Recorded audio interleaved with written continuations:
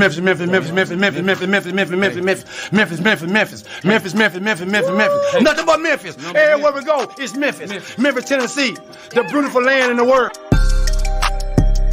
And I'm thankful for this guy who tweeted and said I don't have that fire in my eye no more. That game right there was for him. That's what I do. I prove people wrong each and every night, and that's for him right there. Hi, this is Tom Izzo at Michigan State, and you're listening to Grizz 901. Yo, what up, Grizz Nation, and welcome back to another summer edition of Grizz 901. We are now in the home stretch of the summer shows. We're getting very, very close to being back to regular basketball. If you saw in the news today, obviously Damian Lillard goes to the Bucks. We're going to talk to our guest very soon about that. We're going to lead off with that, and we're going to get to plenty of Grizzlies stuff, but we're going to lead off with the NBA trade that happened today, so I don't want to leave too much to be desired, right? That's the new news. We got to give you that. So we're going to go ahead and get into that first things first, but whatever you do, keep tuning into this show. We're going to have another few more summer edition shows. And then after that, we're back in the saddle, baby.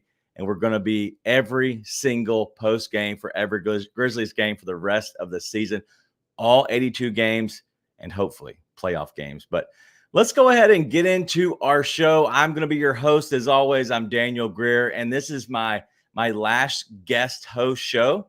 After that, Nate's going to be back next week. And then from there, it's on. Me and Nate are back together for pretty much, I'd say, most of the rest of October. And so right after September, me and Nate are going to be back together after this next show. But let's go ahead and get into our guest. We crossed the border for this. Yo.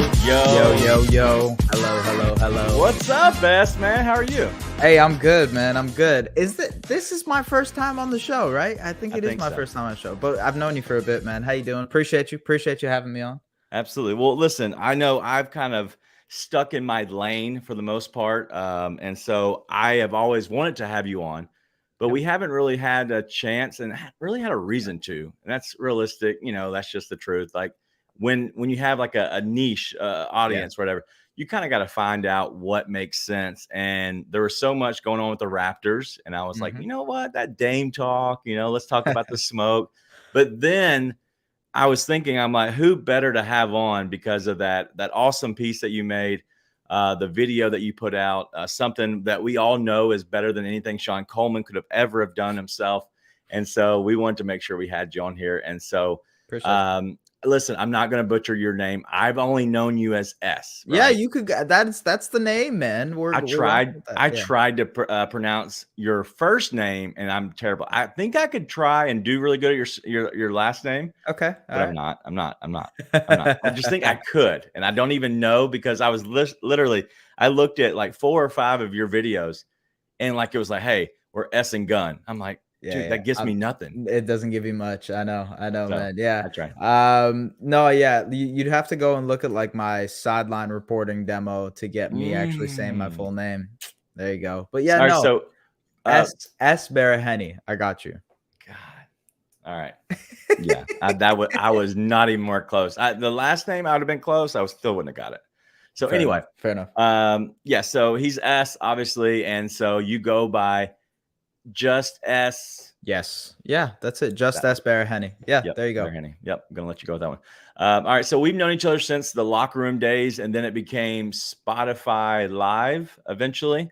And so we've known each other since then. And it's been cool to get to know you and to kind of pick your brain a little bit and kind of, I guess, conversate about sports. But mainly it's always been about the NBA. And so you are from Toronto, I believe. Is that correct? Yep. Okay. Toronto, Canada. You've always, from my understanding, you've always been I wouldn't say a fan. That's probably not the right word.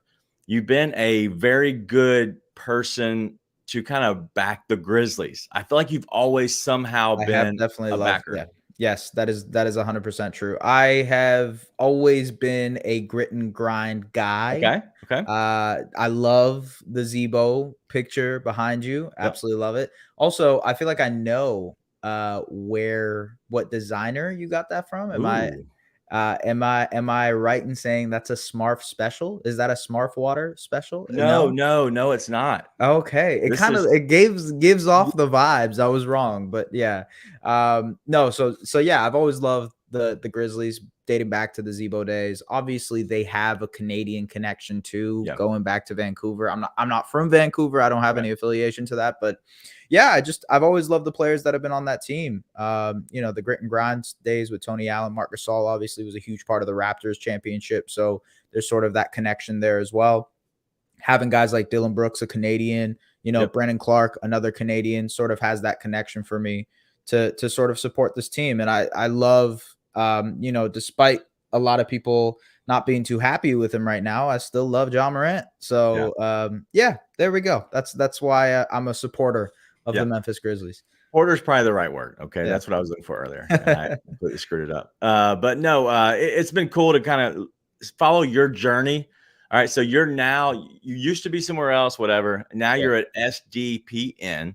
Yep. And you do have a podcast with probably one of she's probably a top 5, if not like she is up there for me, and Lauren Gunn, who is your co-host on that show. The knowledge that she has, the wit and the wittiness that she shares it with. Yeah. I've always been a huge fan of her. I think I've had her on every season at some point because the Grizzlies and the Mavericks play so much. It's easy to bring somebody on. And so we're going to have you back at some point during that post-game show. Those are always better. And then the chat will be hopping at that point. This is kind of our dead period. But yeah, y'all do a podcast, the Objective Basketball Podcast, correct? Yes. Yeah. We try to be as objective as possible. We fail almost every single episode to be objective, but no, you're right, man. Lauren is incredible. She's awesome, obviously, as a co-host. It's been a lot of fun. Hopefully we kind of started halfway through the season last year. So hopefully with like a full season under our belt, maybe we can, you know, gain a little bit more momentum, if you will. All right. So anything big for you that we need to know about other than the big video you put out of the Grizzlies? Yeah, I mean, look, the Grizzlies one is probably the one your audience will be most interested in, but I am doing season previews for every NBA team on our YouTube channel. That's coming out every single day. I think I only have 5 or 6 left. I'm kind of waiting to see what would happen with this Dame thing so I could do the reaction for it. But yeah, I only have 5 or 6 of those left. And then from there, you know, weekly podcasts, some writing, a lot of Raptors stuff if you guys are interested in the Raptors side of things.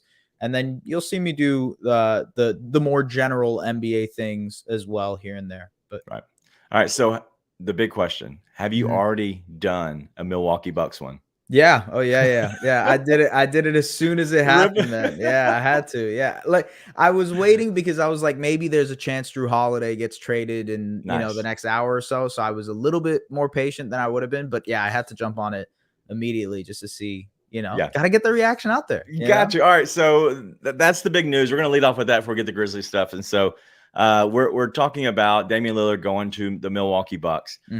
Did you ever think that was a possibility? Because it honestly shocked me. And I knew that Giannis has loved, you know, Damian Lillard. He picked him first. I think it was this past year's All-Star game. And so I forgot about that. Yeah. And so and that was over Drew Holiday. You think about it. And so I think that kind of showed a little bit, but did this shock you at all? Because it shocked me. I didn't expect this at all. Yeah, I didn't. I thought it would be pretty hard for Milwaukee to get involved in this because I didn't think they'd have anybody that would interest the Blazers.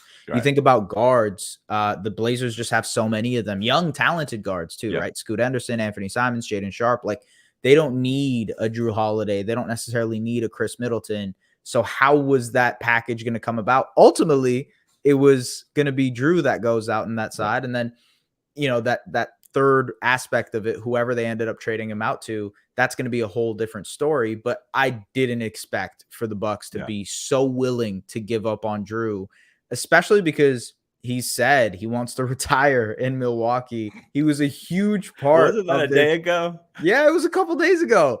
And he was a huge part of their 2021 title run. He hasn't been the greatest in the playoffs for them. Just consistently, efficiency wise, everything. But overall, I mean, they're going to miss his defense for sure. But you can't miss out on adding a guy like Damian Lillard. And that's the biggest thing. And I saw your tweet that you put out of it kind of breaking down what their lineup would look like, right? And so they're now obviously in talks to get Campaign. And I believe that will be their backup point guard because he's obviously going to be fairly cheap for the most part. But you're talking about now a team that, has bolstered their top 5, right? Because anytime you can go a Lillard over a Drew Holiday, you're automatically better. But they didn't have to give up so much to really deflate their team. The only thing that I think they would miss out on is the backup point guard. But if you got a guy like Campaign, if they're able to get him, I don't know if they are, but if they're able to, I would imagine that if it was me and I was Campaign, depending on if it was a difference of $5 or $6 million, yes, I probably wouldn't make that decision. But if it's all close money, then yes, you're going to go to a team that's going to give you an opportunity to be, awesome and on a championship team. So I'm curious how all that goes. Are they the favorite now in the East? I would say so. Yeah. I mean, it's either them or Boston, and whichever way you go, I think there's fair concerns on both sides. It's funny we're talking about Boston, but we're going to talk about the other side of that trade in a bit. I'm not necessarily the biggest fan of the Porzingis fit. And it just makes me question, like, they're doubling down on a certain style of basketball, which is let's just shoot a bunch of threes. Right. And sometimes that can come back and haunt you in a major way. They obviously gutted Marcus Smart, which is like the heart and soul of that team. That's going to be a huge factor. Who's going to be their leader? So there's still questions for Boston this season, even despite the fact that they look like they have tons of depth. They obviously have the top end talent to do it, but there's still questions, in my opinion. And that's why Milwaukee adding Dame is such an equalizing factor here. They don't have the depth that Boston has. They might not have the continuity that Boston has because they've lost some of that depth, but they still have their core of Brook, Giannis, and Drew, and not Drew, but Chris. And now adding Damian Lillard to the fold, like, it solves their half-court offense problems. It solves their pull-up shooting problems. Some of the stuff that they were dealing with Drew Holiday, where it was just like bad shot selection and poor efficiency, that stuff goes away now. There's a defensive side of the ball where there's going to be concerns, but ultimately, like, you've made yourself the favorite in the East because of this. I really like Milwaukee's chances. And the best part about this is they have him signed on long-term, right? 2-3 years left. So let's say they don't win it this year, make it to the Eastern Conference Finals, lose to Boston, whatever. They can retool, revamp in the summer around Giannis and Dame, and then, go from there. Yeah. And that's the thing is you look at the books, and that's kind of the Grizzlies side of things. If you look at these core pieces, you really don't have much left to really screw up, right? As long as you have your core pieces like a Giannis, like a Dame, you're pretty much going to be hard to screw up the rest. As long as you put some people that are going to be decent at basketball, you're going to be okay. And so just same thing with the Grizzlies. You're looking at a Ja, as long as he gets his head in the right area, Bane, Jaren, that's a core that you feel good about. And then you surround them with pieces like Steven Adams, and then you go from there with Luke Kennard and people like that. I think it's smart. But before we get to the Grizzlies, I want to ask another thing. First thing I thought about whenever I saw Drew Holiday go to the Blazers, is Miami going to get Drew Holiday now? I could see that happening. Yeah. Is that enough for the Blazers? Depends what's out there. So if Miami is willing to throw out, like, I don't know, Caleb Martin, is Caleb Martin in this deal? Can they add a pick or two to this deal? Can it sweeten the pot for the Blazers? Maybe. I think there would be more competition for Drew, though. Okay. 39? Is that what it is? 39 million? Yeah, but it's 1 year of it, and then afterwards you're kind of at the mercy of whatever the negotiation is. But I kind of like the deal Jake Fisher brought up in his article, which was a 3-team deal where Drew goes back to Philly, Harden goes to the Clippers, and then picks and just salary goes back to the Blazers. Wow. Which I kind of like for everybody involved. Okay. And I like the Philly fit. Like, Drew makes a lot of sense for what Philly could do without Harden. Insulates them because Maxey isn't the greatest defender either. So now you have a point of attack defender who can guard those, like, better offensive guards. I kind of think that makes sense for me and what it would look. But ultimately, there's other teams that could go for Drew too. I could see Dallas. Speaking of Lauren, I could see Dallas going for Drew. That would be an awesome pick. Why? That doesn't make sense to me. You don't think that makes sense? Kyrie, Luka, and Drew It's Holiday. small. You're right. It is small. But like Luka's like a bigger dude, so you can hide him on like a I agree. wing, you know. And then you have Drew and Kyrie as sort of your backcourt. It could work. You don't like it? You don't like it? There's not enough basketballs. You need more than one basketball to make that. Because you got to have Kyrie happy, right? Mm-hmm. And you saw who is he? He was off ball. He was off ball a lot with Luka, and it didn't work out so well. You're talking about maybe kind of an off ball. No. He's packing up. He's going back to LA. He's going to go find LeBron. Yeah, you think so? You think Drew's going to? No. Obviously, Kyrie would go find LeBron. He would say, "Please take me back. I can't do this anymore." He's not going to be that guy. Yeah, I'm curious. I think Miami would be interesting for Drew, though. Their defense would be awesome with him in the lineup. That would be and they could almost match with Kyle Lowry, who's on an expiring, right? Mm-hmm. And so realistically, they could keep him and maybe let him get healthy, such as, we'll go back to the Grizzlies, a la Andre Iguodala. Right. He gets healthy. He never actually steps a foot in that city. And then eventually you just ship him out somewhere else. And then you just grab another pick or two. Right. Like it's literally, you just start adding picks for every trade. And I would say Kyle Lowry plus 2 firsts for Drew Holiday. I could see it. I could see that happening. It could work. Yeah. Anyway. All right. So go ahead. Anything else on the NBA front? Because there's so much happening for. I would just say, I don't know. There's like, look, from the Toronto perspective, from what I've heard, it didn't seem like they were like totally in on it as much as people said they were in on it. Like they made an offer, but it wasn't enough to. It didn't include OG. It didn't include Scotty. It didn't include Pascal Siakam. Like they really weren't in the sweepstakes as much as people really thought. So that's pretty much it on the Raptor side. We'll see what happens. We'll see what they end up doing. Maybe that's big for you guys who love the OG Anunobys and Pascal Siakams of the world, ... But yeah, we'll see. I don't think it's happening anymore. I don't think it is either, the only chance we had to grab a decent, I guess, a trade asset would be using Dylan Brooks. And now that his contract's gone, the only people you can use is really Steven Adams, Luke Kennard, and maybe an injured Brandon Clark. That'd be the only way. But I saw your video today about how the Raptors really get better is trading Pascal Siakam. Mm-hmm. Is that the only way you think that they have a chance to raise their ceiling with pretty much getting over the hump? Because what they have is a bunch of decent dudes. Yeah. But I don't see that team winning a playoff series in general. No, yeah, I hear you. Or even making it to a playoff series for that matter. I think the trade for Pascal would be a way to sort of reset this roster around Scotty, around OG, some of their younger guys, Grady Dick, Precious Chua, whoever they get back for a Pascal Siakam. That would be the goal with that. They probably in the short term would be worse. They would just not be as good of a team. They'd probably be like a bottom feeder in the Eastern Conference, cellar dweller, if you will. But I think ultimately it would do them better in the long run, and it would just help move things along developmentally, if you will, for like Scotty, for OG. Yeah.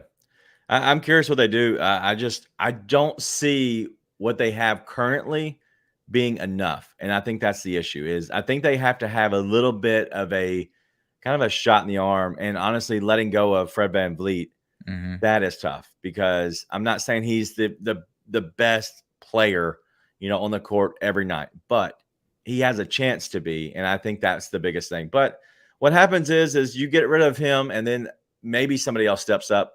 We'll see. But that's how it has to be. But all right, that's enough of the NBA. We're 20 minutes in. Let's go ahead and spend the rest of our time with the Grizzlies. And so you had that awesome video. And so I rewatched it again this morning. And so my biggest takeaways were the fact that the knowledge that you have of the Grizzlies is very good for the simple fact that you were bringing up Santi Aldama and Zaire Williams as being potentially key pieces to the Grizzlies being very good. Oh, yeah. Is there anybody else outside of those two that you see that, hey, they really need to have them be good to them to really be a good championship contending team? Like fringe rotation piece guys, or just like, I actually was talking to someone about this after I dropped the video. Parker Fleming, I believe his name is. Yeah. my guy. Thank you very much. He's a cool dude. But he was essentially mentioning that he is really, really big on David Roddy. And that was a guy I should have focused on and emphasized more just because of his defensive versatility. A guy who can maybe, I don't want to say he can slot into Dylan Brooks's role, but he is a big body. He can guard wings, big body Roddy, as they call him, right? And I think ultimately, like, if he can fill the gap for you as a wing defender, it makes more sense to be able to do that when you can throw out a guy like Luke Kennard who can maybe work on the offensive side of the ball a little bit more. Marcus Smart is a connector, like I mentioned in the video. He can make those extra passes and kind of get your offense going a little bit more on that end. But ultimately, I think Roddy is the other guy outside of Santi and Zaire that maybe could make some noise for the Grizzlies rotation this year.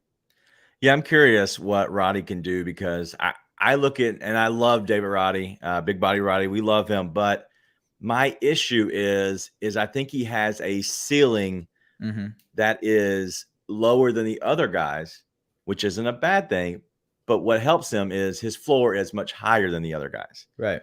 And so he doesn't have a huge area where he can just take off and be that superstar or be that great player. He's just going to be good every night. And sometimes on a team that is a championship contending team, you just need a bunch of good players. Absolutely. As long as you can surround them with great players or potentially great players night in, night out, then you have a chance to be a really good, I guess, a really good team. So I want to ask about Luke Kennard because I think that he is kind of a big piece to the puzzle in a sense. So Luke has obviously been a very good shooter. What are your thoughts on if they should actually maybe start him? And I know sometimes that doesn't matter. And I think it actually doesn't matter a lot as long as your closing group is big. What are your thoughts on having Luke Kennard in the starting lineup? Or if you were a coach, would you bring him off the bench to kind of keep the rotation the same in the first 25 games? I think in the first one, you said in the first 25 games. That's actually a good caveat because I think that's where I would see him being a starter. Because, you could see what it would be: Marcus Smart, Desmond Bane, Luke Kennard, Jaren Jackson, Steven Adams. I'm assuming Steven Adams is healthy now. He's ready to roll. So that would be the starting five in the first 25 games. It provides a little bit of spacing. You have Bane and Kennard as guys who can initiate those side pick and rolls for you to create. Like, Kennard isn't that bad at the creation stuff as well, but he can spot up for you. So can Bane. And then you have Marcus Smart who can do a little bit of creation for you as well.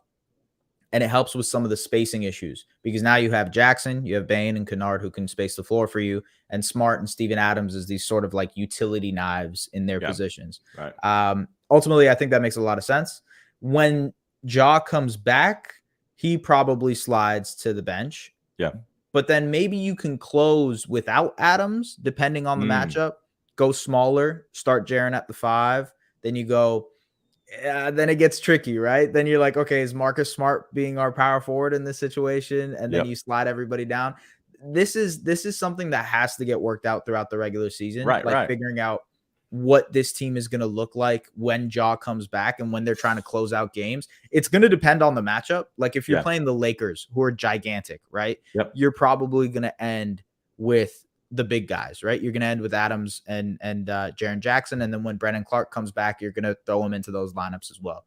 But if you're going against like the Suns, right, who don't necessarily have that big, and Nurkic is maybe more of a slow-footed guy you can take advantage of, or Jaren Jack, he can like take advantage of it as well.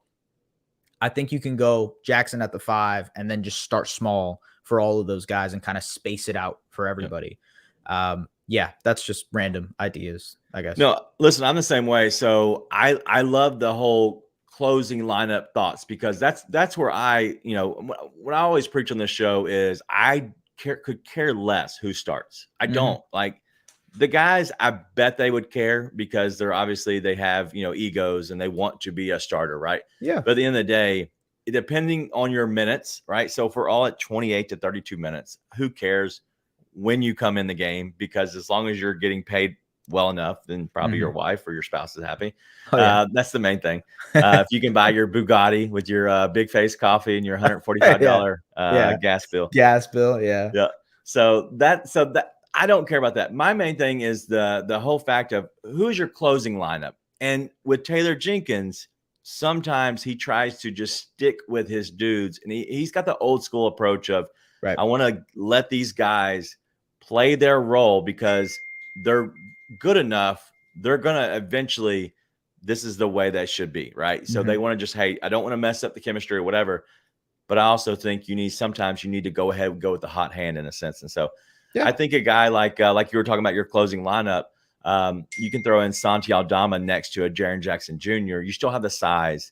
My issue is rebounding. And so with that being said, Jaren Jackson Jr., Team USA, bad rebounder. And it showed. It was tough. Yeah. Yeah. And on the outside looking in, Memphis, we understood that he should not have been a 5. And Steve Kerr sometimes, I don't think he's as great of a coach as everybody says. I think he can kind of get lost in the whole stuff of it all. Yeah. Anything on the outside looking in that you saw like, hey, maybe that was a little bit more than we knew, that he wasn't a great rebounder? I feel like I knew before the Team USA thing too. Like it kind of made sense to me because so the thing about rebounding is interesting, right? Defensive rebounding, especially when you have a guy like Jaren Jackson that is consistently taking risks, blocking shots, using his limbs to get out there, contest, right? He's not afraid to, close out the 3-point line and try to get a good contest. Yeah, you're going to struggle as a rebounding team because of the fact that you don't have to rebound as much. And also you have Steven Adams there who's going to clean it up for you, clean up the glass. And it kind of showed at the second half of last season when Adams was out, how much things sort of just fell over themselves in a lot of way. I think in general, though, conceptually, that's why you see Jackson not being as good of a rebounder, because he is trying to block shots consistently. He's trying to contest shots all the time. So then he's not able to do that, plus box out, plus get the rebound. I mean, that's just a bunch of different hurdles and steps that you have to do that, like the mental capacity to be able to do that on a basketball court is difficult. Even if you look at guys like Evan Mobley, who is a great rim protector. I mean, he showed it already. He still isn't the greatest rebounder either. I agree. So it comes with the territory of being this guy who has long limbs, who's just going to go out and try to contest every shot. You're going to struggle on the rebounding side of things.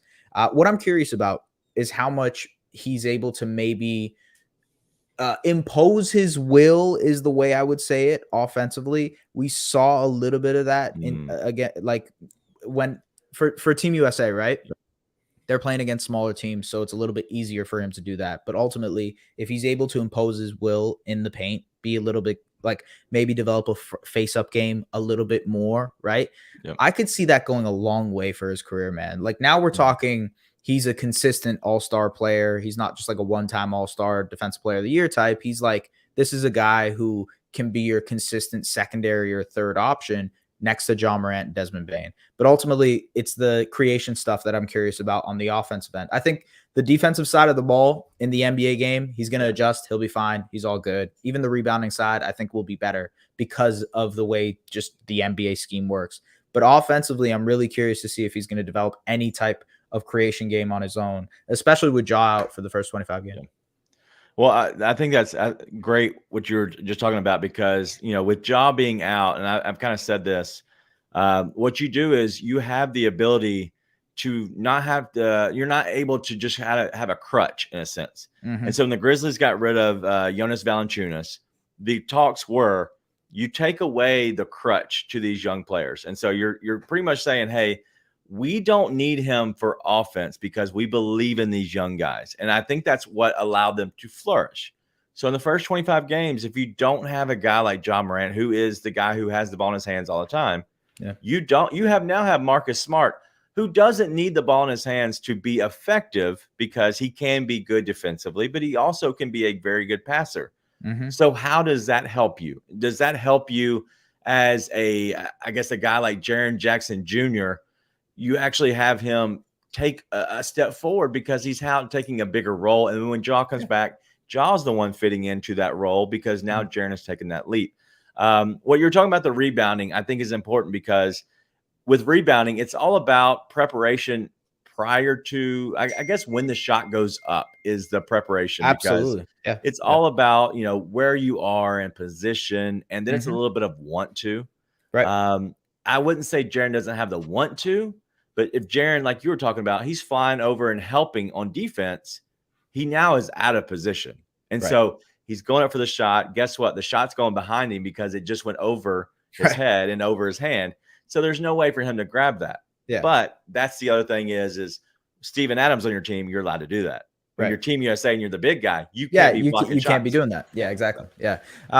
It's going to be interesting, man. You mentioned something about Marcus Smart and how that works in the first 25 games. I think like people really underrate his connective passing, just the way he's able to connect one play to another, right? If something doesn't work on one side of the floor offensively, he's going to be that guy who swings it to the weak side, and then they're running something else. I don't know what it's going to be, a dribble handoff, whatever, right? But at the end of the day, like, he's a connector ultimately on offense. And I think when Ja comes back, you're having a guy who's going to help out what is probably a lackluster half-court offense, right? This is something they've struggled with for the most part since Ja has been on this team. They haven't been the best at creating shots in the half-court. They force Ja to be that guy for them consistently, night in, night out.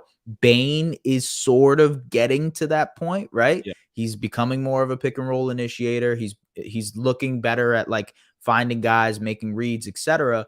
But with Marcus Smart, you have a guy who connects it all together. He is a glue guy amongst glue guys. And I think that's just like, that's why I'm so high on this trade. It's just like, this makes so much sense for this team.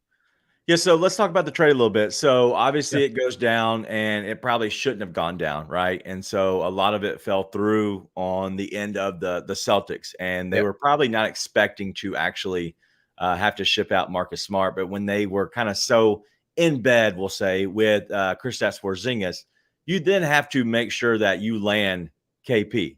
And so when it goes down, first thoughts on the trade, is it like a immediate, like, oh my God, that's a win for them? Like, they can replace Dylan, just like you were talking about in your video. You help a little bit of a Tyus side of it with the point guard, ability to have somebody with the ball, but also a little bit of defensive end. So what's your first thoughts right when that happens? Yeah, I mean, well, right when the trade happens, yes, I was pretty surprised. I feel like, from talking to people, it's just like we're kind of overrating the picks that they sent over. They're like, oh man, the Warriors pick, it could be a good pick. I think the Warriors are going to be good next year. Okay. I don't think it's going to be a very valuable pick here that they traded. I think the Grizzlies are going to be good next year as well, right? It was 2024. So they'll be fine. They will be completely fine on the pick side of things. Losing Tyus Jones is big. I mean, he was one of the steadiest hands in the NBA. And you kind of miss out on a little bit of that this season. But at the same time, if you're trying to consolidate and you're trying to make it so that a guy who can play some of the defensive schemes that Dylan Brooks had, and then some of the creation juice that Tyus Jones had into one player, that type of player is Marcus Smart. Now, you still also get the shot selection that Dylan Brooks had, unfortunately, which is something you'll have to watch for and deal with. That's just part of the Marcus Smart experience. But yeah, you're used to it. You've had Tony Allen here, okay? And that was terrible. And then now you had Dylan Brooks. We're okay with a guy in Marcus Smart because he's going to play within himself more often probably than Dylan Brooks did. And that's for sure. Yeah. Dylan Brooks, honestly, he would just go off at times, and it's like, hey, this is what you want. Just kind of dangling the carrot a little bit, and you're just like, okay, that's the player we want. And then the next game, he's going and shooting 25 times, and honestly, with 8 points, it's terrible. Yeah, I'm curious to see how, like, because the size issues are valid when Ja comes back. Like, if they're starting Marcus, Ja, Bane, Jackson, and Adams, having the size to guard guys like LeBron and Paul George and, these types of like bigger wings, that's going to be an issue for you guys, I think. But ultimately, I'm kind of curious to see how Taylor Jenkins works around that. Yeah. Because, hey, maybe you have to play Zaire a little bit more. Maybe he's the guy who maybe Roddy is the guy who cracks open and like he's your defensive stopper, if you will, for one of those big guys. I doubt it, to be honest with you. I think that's more of a long-term problem that you guys have to address. But ultimately, I just love the Smart fit. And I think if you give it a season or two, you're going to look back on this trade and be like, this is the one that helped us get over the hump. Yeah. I like that. So going back a little bit to Tyus Jones, because I do love him. Are you a wrestling fan at all? Like I used to be when I was a kid. Yeah, yeah. So have you ever heard the term steady hand in wrestling at all? Yeah, I guess so. I think so. Well, yeah. so a steady hand in wrestling, okay, we're from Memphis, so a lot of people we're old school wrestling fans, whatever. Cool. What it is it's the vet or the guy who has, he's good. He's very good in the ring, right? But he's never gonna just be that. He's not gonna be the dude, right? He's not gonna be the Hulk Hogan or whatever you want to call him. Yeah. Give me an example. Can you give me an example of a guy? Like wrestling? Yeah. Okay, yeah. Well, so I don't know. Let's say Dolph Ziggler. I don't know if you know who that is. No, that's too old. Give me a new one. No, he's new. Is he? Never mind. Yeah, he just got released literally this week. Oh god, that's tough. Yeah, I'm trying to think of somebody who's okay, let me see. I'm gonna go back to my generation. All right, okay. Is like Carlito a guy like that? Steady hand. Yeah. So he had the apple, right? So he had the apple. So gave him a little bit of a character, but a guy like that is a steady hand, somebody that you trust with, right? Right. Whenever you need to go to somebody, you go to him and you feel good. No matter, he's gonna make sure he gets you through the match. Or maybe like Jeff Hardy and Matt Hardy. You know what I mean? They're not steady hands. No, they're not steady hands. Not steady hands. Okay, you know what? I'm just gonna stop referencing wrestling guys. All right, sorry. Go ahead. So that's pretty much what Tyus Jones is, right? So he is Carlito, right? He's in you're gonna trust him, okay?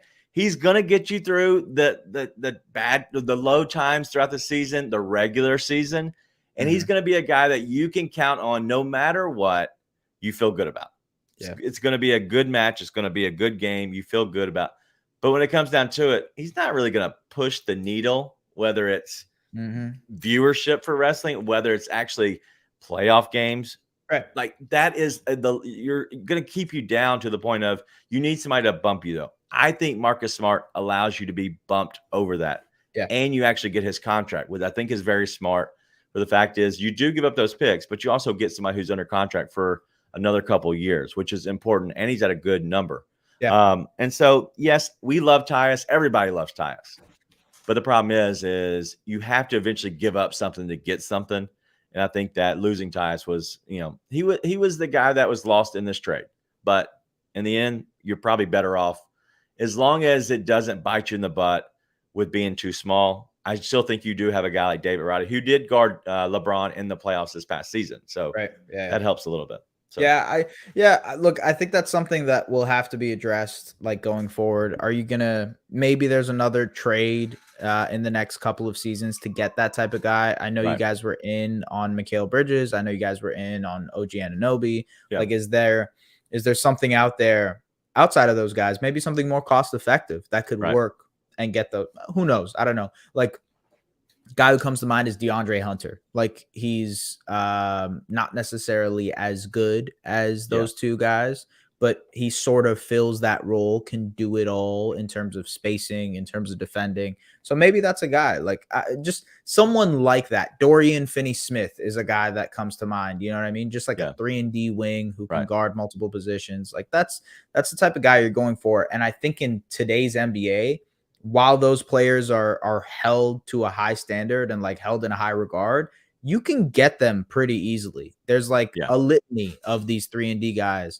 So I wouldn't stress too much if I were Grizzlies fans. Yeah. And that's the thing is honestly, you let it play out and it's a long regular season. And if it does rear its head early, then you figure it out. But the way that the Grizzlies season is going to go this year, you literally have 3 different segments, right? You have 3 quarters in a sense. You have the pre-Ja, you get Ja back during the low part of the season, right? After the 26 to 40, you're gonna have a little bit of a bump.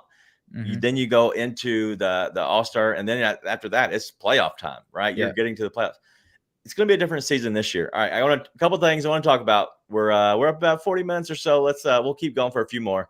Okay. I want to talk about Derrick Rose because I think that's important. I want to talk one more question about Marcus Smart, and then I have to talk about the Canadian that is no longer with us. Okay. But Marcus Smart, would you, when Ja got back, if you felt good with how everything was going, is there any chance you would send him to the bench and let him be your 6th man?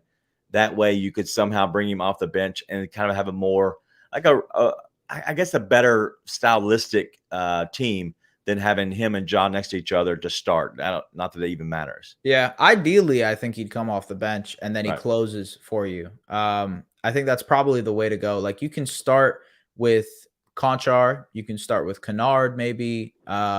There's options there at the 3 spot, maybe even Zaire. I know that was played around with a little bit in his rookie season. So yeah, I could see that happening. Okay.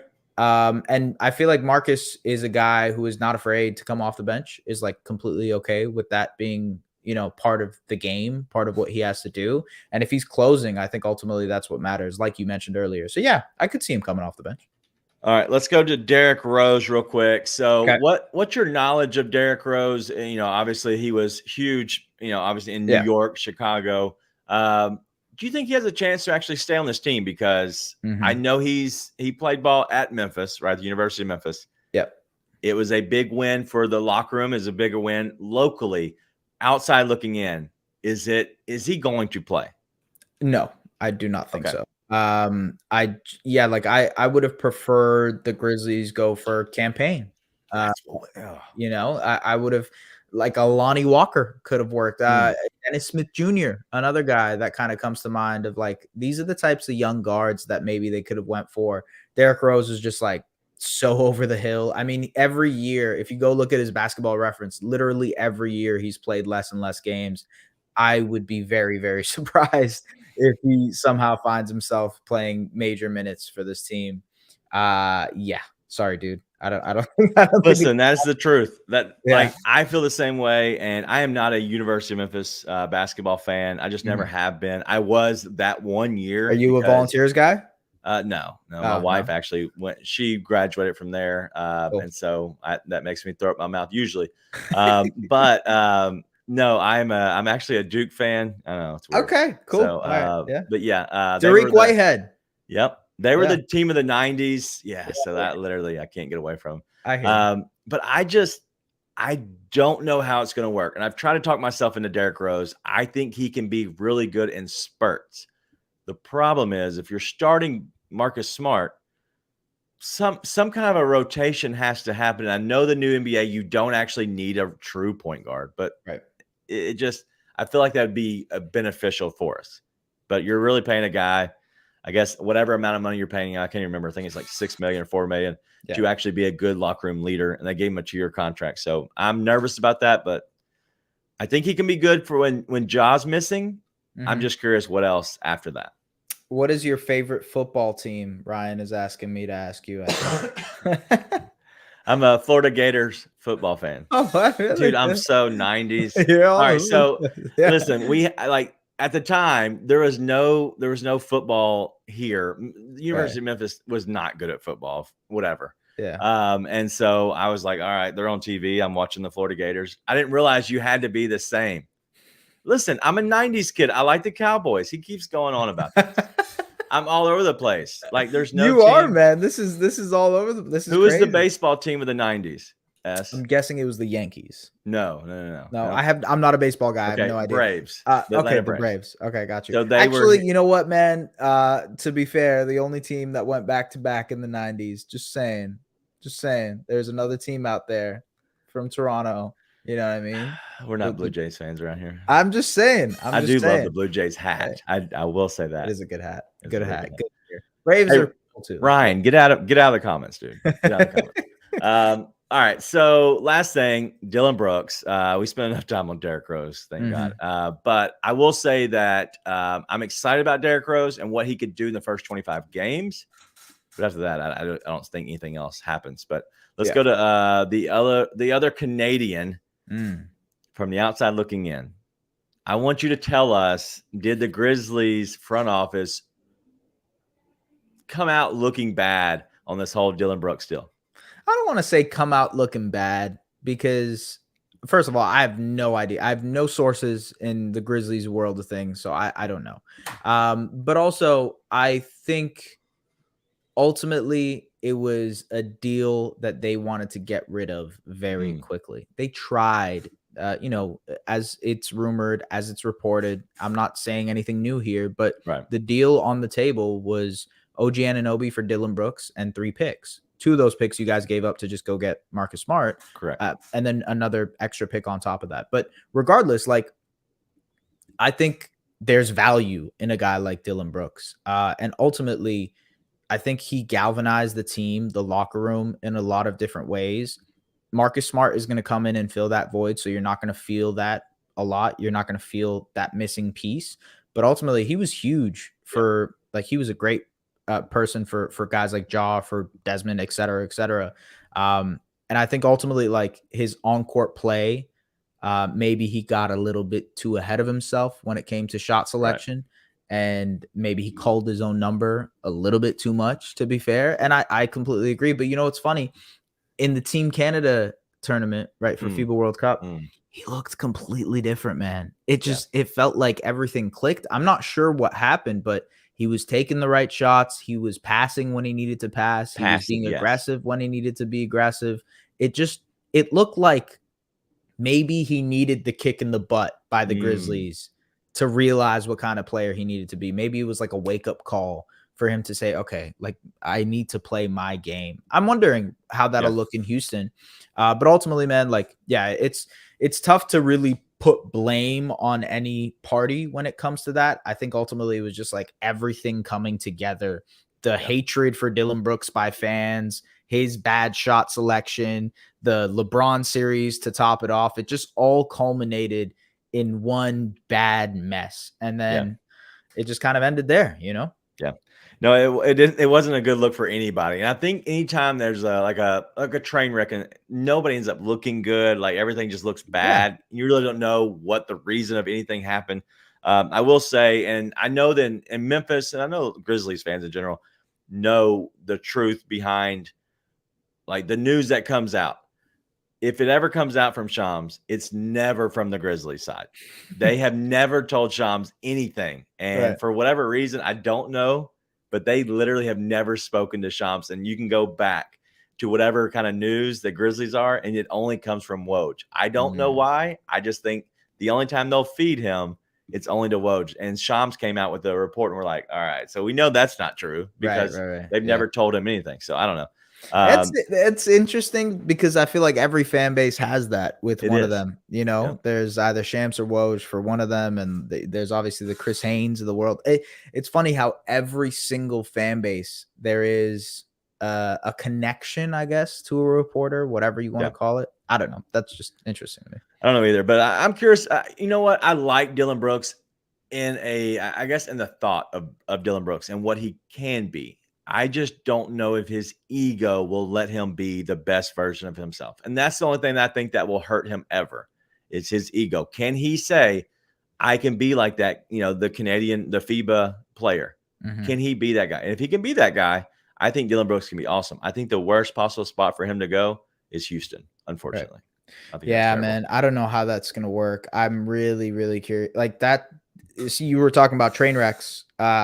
There's major potential for that to be a train wreck. It could be perfect storm, right?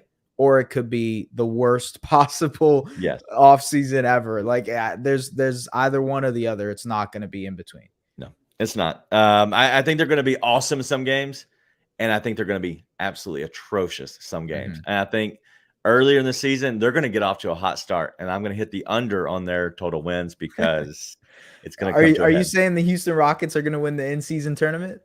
Man, you know what? That would be a really good play. I don't know what their odds are, but it has to be good. Yeah, not bad. Not bad.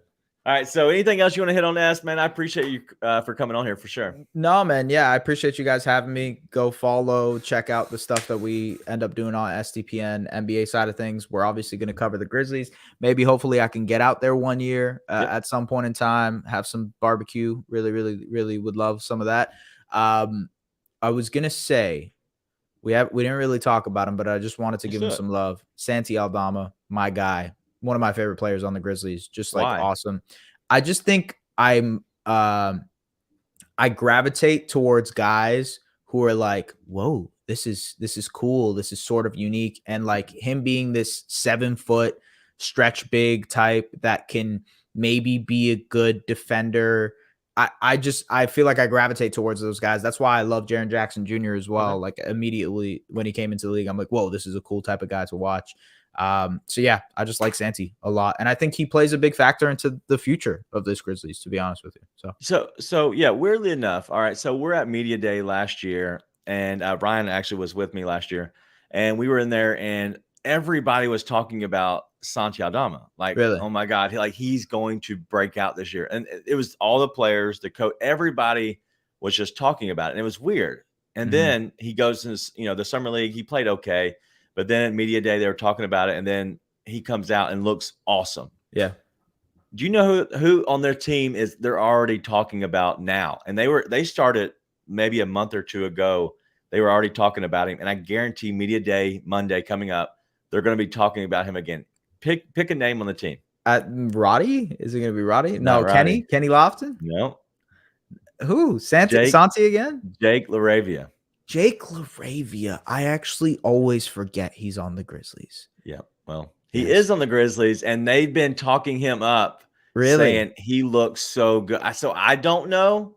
Okay. And that may be something for you to watch is if he comes out and looks amazing, then maybe whatever they know when they're doing, they're playing together. Something is happening. But yeah, so he's like a 6'9", like utility knife type of dude, right? If I'm not mistaken, that could be useful. And his shot looks amazing. It just does not fall, or it didn't fall. Okay, you got me on the LaRavia train, man. Let's roll. All right, sounds good. I'm down. Yeah. We're doing it. So we're gonna watch him. We're gonna see if he takes off, and I'll let you know Monday if we're talking to the guys. If they start talking about him. Yeah. Oh, we're in. All right, S. I can't thank you enough. All right, I need a promise from you during the regular season. I need you to come on here and just be a guest. 10, 15, 20-minute spot after the Raptors play or whatever game. Mi casa, su casa. Yeah, let's do it. Why not? Of course. Yeah, they'll play the Grizzlies at one point. Let's do it. Why not? Yeah, we'll do it.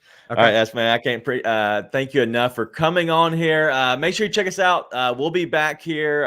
It's not me next Wednesday. That's our last Wednesday. After that, we're back to Tuesdays, and then we'll be back to the post game shows. And so that's all we have for me for S. Make sure you be good this week. Be nice and tell your friends.